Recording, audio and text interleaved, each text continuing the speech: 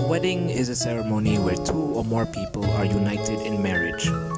Wedding traditions and customs vary greatly between cultures, ethnic groups, religions, countries, and social classes.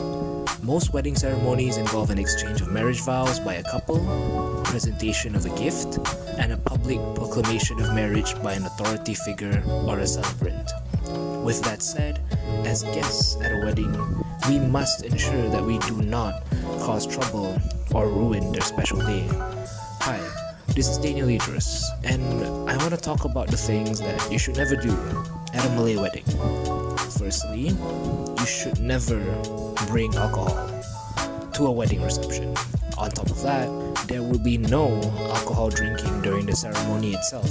Drinking alcohol at a Malay wedding is considered disrespectful. Malays are Muslims, of course. They are forbidden from drinking or handling any alcohol. Your act of drinking could be considered as tainting the holy unification of both bride and groom. Other than that, just don't give alcohol as wedding gifts ever.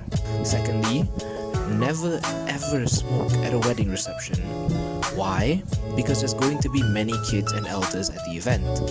Moreover, some people may find it quite suffocating. Smoking could be a stress reliever to some. Nonetheless, it could also harm others with health issues. Still craving for a smoke? Find an open yet secluded spot to do it.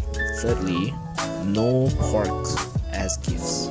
Once again, I'd like to stress the point that Malays are Muslims.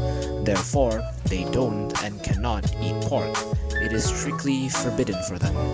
Thus, do not give pork as a gift. It will definitely be seen as an insult to their religion. We should respect each other's cultures since our society is multicultural. Furthermore, there's a ton of wedding gifts that you could choose instead of pork, such as clothing items, kitchen equipment, or a vacuum cleaner. Fourthly, never ignore the RSVP.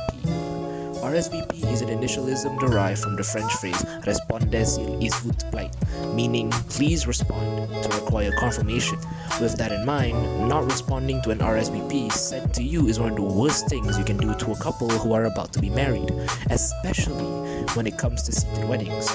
Unless there is an emergency, there is no real excuse for your absence once you have confirmed your attendance.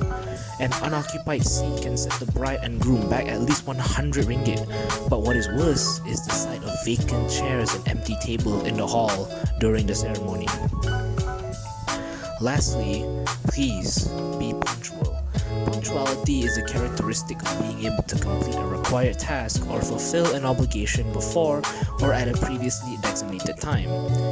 I'm speaking of definition right now because majority of Malaysians do not understand the simple concept of punctuality. One of the highlights of a Malaysian wedding is the moment the bride and groom walk down the aisle.